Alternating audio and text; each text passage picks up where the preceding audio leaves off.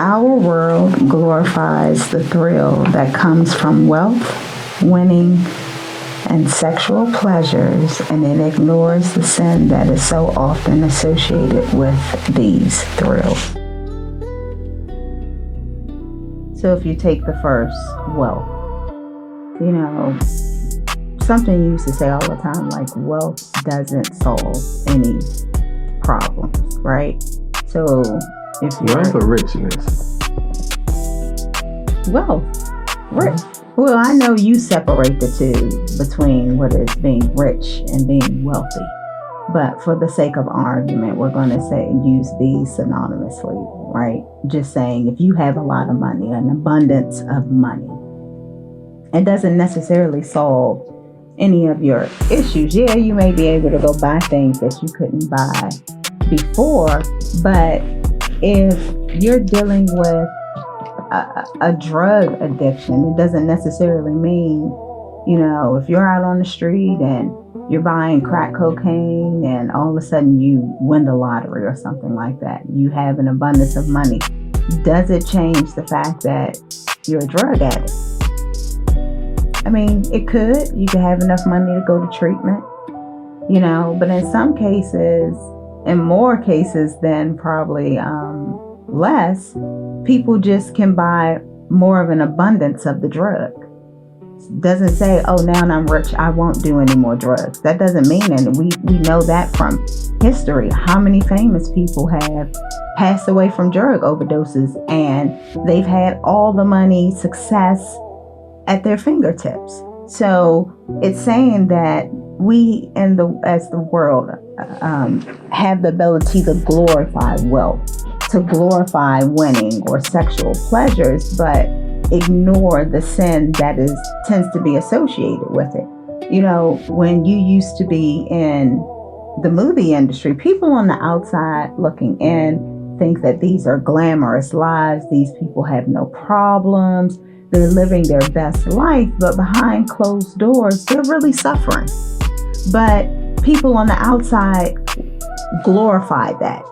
They want to aspire to be these people, not knowing what is going on behind closed doors. It isn't always what it seems. So you look at somebody as winning, as being successful, winning all of these tournaments or championships, like, oh my goodness, they're putting these people on pedestals. LeBron James, oh my goodness, he's the all in all, and not knowing what he may be struggling with behind closed doors. So you have people aspiring to be Kim Kardashian or whoever the latest, greatest person is at that time, not knowing what all comes with that lifestyle, because only one side is really seen, but the world glorifies it and doesn't know that with all of these things, there's potential sin that goes along with it. That's what that little sentence was kind of saying. Anything that you put in the place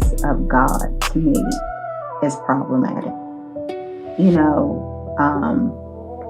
It could be, it's not just drugs, it could be food. It's a lot of things. That's a big, I think everybody knows the common things, and we've talked about this: killing, stealing, lying, adultery, idolatry, gossiping, having pride, is one. Hatred, being angry is one.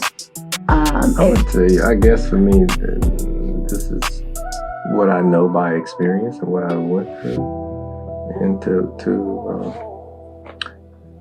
to collaborate with you a little bit off what you had written there. And why is it that people fall into sin when it comes to, what'd you say, the winning, the wealth? Was there another one? The winning, the wealth, and sexual pleasure. What is it that causes them to sin? And most of the time, it is the ego. Okay. If I have more money, it makes me feel better.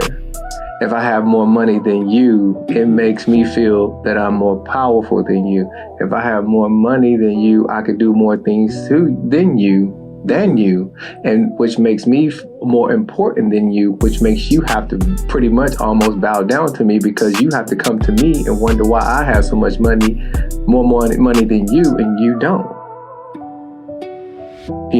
And with sexual sense, same thing, the ego. You want to fulfill a pleasure. It's the ego. The ego is telling you you need this pleasure, and you have this pleasure, and you need to fulfill it. It's the same thing. I've done all of them. I forgot, what is it again? Wealth, sex. What's the other one? I'm sorry. I keep forgetting. Winning. Winning. The same thing. And, you got on me about this too. When I used to do competitions and things of that nature, that was something, I wanted to do for myself. Yes, you want to win, that's cool. But when it comes to winning and competition and stuff like that, it's really about the ego. It really is about the ego. What do you want to say it, believe it, whatever the case may be, it's really about the ego, because I want to say I'm better than you. I have more than you. When at the end of the day, that really doesn't matter when you think about the kingdom and what the kingdom is all about and what God is trying to do here on earth. None of that stuff matters, because what you realize is what I have, I want other people to have. Where I'm at, you want other people to be where you're at. Why do you want other people to be there? Because it helps the kingdom. Put a period behind that too. It helps the kingdom. Every single thing that we do here on earth should be for the kingdom. But we take that winning, the wealth, and that sexual stuff, and it destroys us. You can go all the way back in history, and it's the same consistent thing over and over and over again. But us as people of God, our job is to get there to a certain place where you find freedom for yourself. When you find freedom for yourself, the truth through the scripture, through the word, then your job is to set other people free. So when the day comes for God to come back to earth and do whatever it is he's going to do, that you are ready to be that governor, that leader to, for the earth, for whatever. Well, I think from the winning, from the wealth and the sexual pleasures, all of these are temptations too, right? And people may seek security in their possessions, right? Or people and their own abilities. But all of those things will fail us, and they all will pass away. But there is only lasting security in God, who won't fail us. And that's why no matter how much money somebody may acquire, they're still not fulfilled. They still may not be happy. They still may not be satisfied, because they've put their hope and their security in their possessions instead of putting it in God, which is eternal. And that's the same thing with anything you look at. You're a collector of cars, you're a collector of money, a collector of people, whatever it is, it's never enough. There's something driving them to get more and more and more, because it's not truly fulfilling. That's true. And I used to be the same way. More cars, the more cars I have, the more I'm going to be looking like, I'm the man. I'm better than this man, whatever. The better looking woman I have, that means, hey, I'm the man kind of thing. The more money I have, I can go to all these places, all these trips, fly first class and all these other things. That makes me the man. And not realizing none of that stuff makes you anything. That's why you have so many people, none of that stuff really matters, because if it really was the cure all for everything, or what it was the end all for everything, you wouldn't still have people with all the money, with all the women or whatever, still killing themselves today. Well, another thing is people's acceptance or rejection of us is not, the measure of our success, which people base their success on you're accepted. That's what it is. It's how popular you are determines how successful you are. If you are rated as an A-list actor, then you're successful, or how many followers you have is how successful you are. But God's approval alone should be our only standard for this. We must bring God's message to others even when we are rejected. We must do God's work even if it means suffering for it. And I think that's where the fear comes in, when there is the idea or the notion that you're going to have to suffer, that you're going to be rejected, that you're going to be isolated, that any kind of persecution comes with it. We stray away from that idea. But if it means standing, we should think of it this way. If I have to choose between, having everyone surrounding me and not having God, and having God and being alone, we should be truly striving for, being with God, whatever God wants me to do, because man can't put me in a heaven or hell. Man can't save my soul. But instead, we live each day based off of, what man thinks or says of us, and how they determine, if we're beautiful, if we're successful, if we're famous, if we're whatever it is.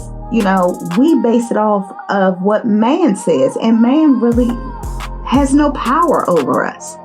It actually takes power from you, because this, no sooner than you think you have yourself together and you're at a certain level, here somebody comes in to tell you something or say something to you that makes you feel less than, and here you go all over again, starting all over again. If you're not fully free from the depth of your soul, anything will come in and bring you back down. So you have to be secure from the depth of your soul. Be free from the depth of your soul. Love yourself from the depth of your soul. Why is that? Because, like she said, nothing else will come in and destroy that, because your soul is set free. You understand that the one person that you answer to, the one person that controls you, the one person that can only can stop anything, or whatever the case may be, is God. You understand that. So, get away from that.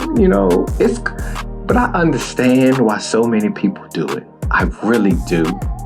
Because it's a good feeling. It makes you feel good. That's what they say. It makes you feel good.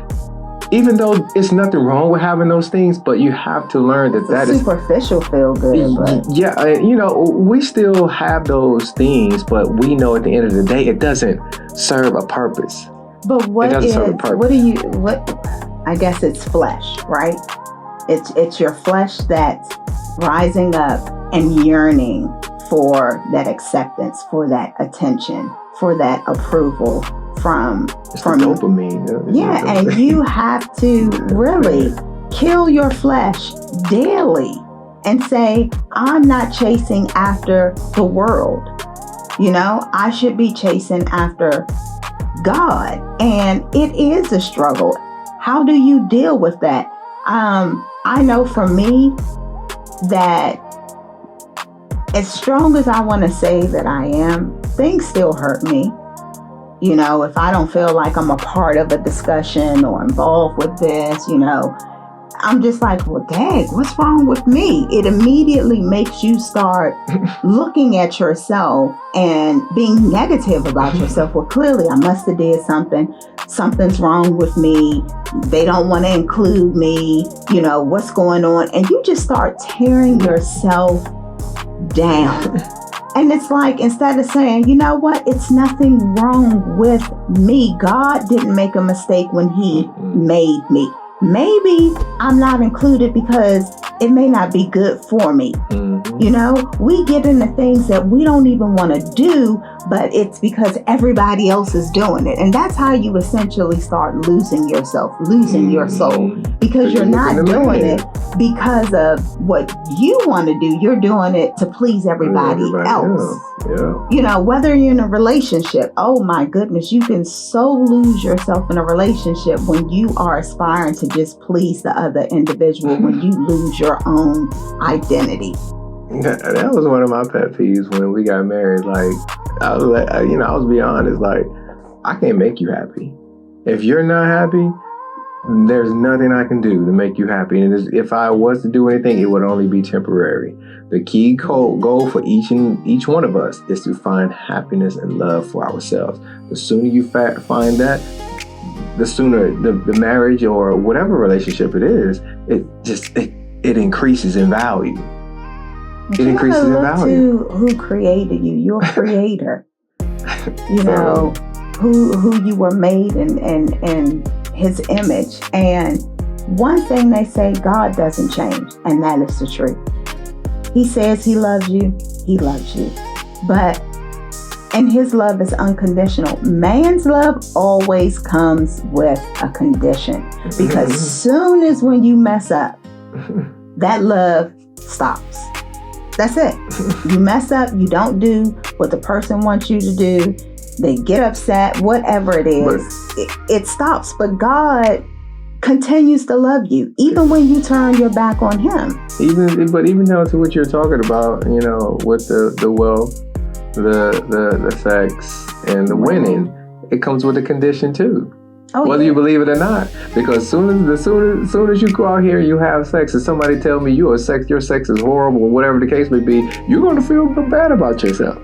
As soon as you go out here and you're trying to compete, whatever the case may be, and you lose because you think you're the stuff, and you lose 9 times out of 10, what, you feeling bad about yourself? The winning thing, we had watched, I had read an article, and you were watching something about the bodybuilding industry, and people were literally risking their lives to win. So they were taking these drugs, and it was literally destroying all of their organs, and some knew the risk, some didn't. They were just listening to whoever, because their main focus was what? I have to win at all costs. And it did. It came with a price. It came with a price. And so, like you said, whether it's sex, whether a sexual pleasure, whether it's winning or wealth, it comes with a price, because a lot of people have become wealthy. Some of it was just really hard work, and some of it was you got to do some dirty deals. And this is why, I try to separate wealth and rich, because a lot of times wealth means something totally different than being rich. Because when you are wealthy, you're healthy, you have love, you share, you want to share, you don't just want to haul all the money just for yourself. There's a lot of things that come with the word of wealth. Now, on the other hand, when you say everybody, but most people are not striving for wealth. They're striving to what? Be rich. When you become rich, most people just say, you know what? I did this on my own. Whatever you don't have going on, or whatever you do have going on, that don't have nothing to do with me. It don't have anything to do with me. But like you said, for some people that may look at it like that, but you can also have a spiritual wealth as well. I guess that's why I correlate. Yeah, the spirit. Yeah, wealth to me means all of that. I forgot about the spiritual wealth. Thank you for listening and helping me not forget that one, because that's what matters. All of that makes you wealthy. Wealthy in what? God. Miles Monroe, I wish I had my notes, and Miles Monroe did a really good teaching on wealth, and broke it down in categories, and made the difference between what the wealth that he's talking about versus riches. And I think, and I'm going to say the perspective of what's driving people is more so the riches aspect, not like the wealth, where you're spiritually wealthy or mentally wealthy, financially wealthy as well, kingdom wealthy. But Unfortunately, a lot of these things are what's driving people to make bad decisions. Right. And it comes with a price. You're seeing what's going on in politics, where in order for people to win or, get power, they're willing to lie. They're willing to be deceitful. They're willing to, hey, you scratch my back, I scratch your back kind of thing. They're going against their own morals, what they believe in, just to be able to gain power, to be able to gain wealth, to be able to say, I won this election. And at the end of the day, it comes with a price. Everything has a price, except, I would say, God. And that we can say, you know what? I have a choice. And not only that I have a choice, but now I have the ability and the power and the strength to overcome it. He did that for us even when we didn't deserve. We still don't deserve it. There is nothing that we can do on the face of this earth that can earn what God has given us. Nothing. So if people are thinking that my good deeds is going to get me into heaven, or my good deeds is going to save me, you are mistaken. That is not it. We are to reverend God. We are to respect Him. We are to love Him, and we are to obey Him. It is not about my plans. God needs to be behind my plans. No, we need to get behind God's plans. Period. We should be seeking what He wants us to do. Period. Not going out and saying, okay, these are the things that I want to do, and I need God to be supporting me. That's not how it works. This is the only reason I know this, because I've been there and I've been out there. And a lot of people feel that when you give reverence to God and all this other stuff, you become this boring, stale, don't do anything kind of person. And that is really not what it's about. You can still, travel and see the world and things of that nature. That's a wrong concept. You can still, have a good time, laugh. I'm not saying, you're going out doing drugs, partying, drinking, stuff like that, and sleeping with people. No, but you can still have a good time and doing right work for God. Period. You really can. You don't have to become this boring person that you don't have anything. You just learn that He is in control of all things. He is in control. He can take anything away like that. But you got to have control. Like, me, I love cars. But how long have I been talking about, man, I'm going to get this Lamborghini. Every 1 month I say I'm going to get it. 1 month I say I'm not going to get it. But I found that it's more power in knowing that you can have something than there is in actually having it. Because we talked about it, and we were like, yeah, if you get it, you drive around, what kind of attention is that going to draw? Well, here's another thing. That sacrifice that a lot of people don't think about. I think that you saying boring and maybe you can't have a car, but here's the thing. You can be for God and have 20 cars. Yeah.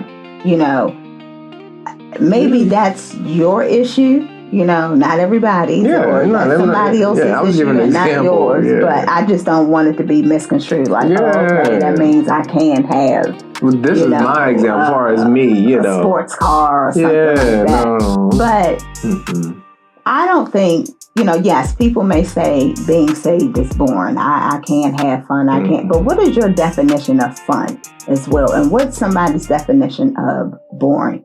I can do everything that makes me happy and still be committed to God. Mm-hmm. The things that I thought was fun actually was not good for me. Mm-hmm. But in that time, I thought, hey, if I go out and I party and I do this and I do that, it's going to make me, I'm going to have fun. But it was empty. Mm-hmm. It was dangerous. It led to other things. People are out there having sex with multiple partners and think that is fun. It is not. That's why when you go to the doctors, they'll say, hey, it's not good for you to have multiple partners. It's just not good. What people's definition of fun And some other people's, it just doesn't make sense. What is happening is your flesh is getting the best of you. You're doing things that is scientifically not safe, spiritually not safe, but I'm not going to say we because I don't want to think this way anymore. But people believe it's fun to go and drink until you pass out. What's fun about that? As a woman, I've always thought that was the as dumbest a thing woman, ever. I think that is extremely dangerous. Yeah. I don't want to be anywhere where I am not in control and somebody can potentially overpower me, take control, rape me, snatch me, beat me, so it's like, is that really? But this is what happened in that instance too, not to get on that, especially it's like for a female, and I've seen this experience too. They'll go out and they'll get, like you say, what they call pissy drunk. And then a guy takes advantage of them. To me, both have to take responsibility for it. Because if you didn't get into the pissy drunk, the way you get pissy drunk, then you would have been more cognitive of what that man had in his mind. So both people, he's wrong. Definitely, he should never do that. But you have to take responsibility too. Why do you have to take more responsibility? Because it'll stop you from doing the wrong action. If you never take responsibility of it and pass it off to someone else, you will never see the wrong action. And you continue to do it and do it and do it and never. That's a very I know it's a touchy subject, but you still, each person has a responsibility. You have to look at the situation and say, what did I do? What was my part? How can I change? We're in this society about, I just want to be me. I want to do me. Nobody should be able to say anything to me. And so, as a woman, if I choose to go out there with a top that only covers my nipples and, the little front of my private and my butt cheeks are hanging out, no man has the right to touch me. I agree. Yeah, I agree with that too. I agree. But unfortunately, I agree. You can't speak now because you're a man. I agree 1,000%. But at the same time, you have to understand that there are men that do not have that same mentality and think the way that you think. And so because you have men who sit there and say, okay, well, women who are showing me everything clearly want me to have it. I hate to say it. And so you have to also know that if I got everything hanging out, then it's going to attract every single lustful spirit that is going to be attracted to you. Every perversion spirit or mentality is also going to be attracted to you. And are you prepared to deal with that? I agree. I'm going to go back. I cannot stress and emphasize this more. Nobody has the right to put you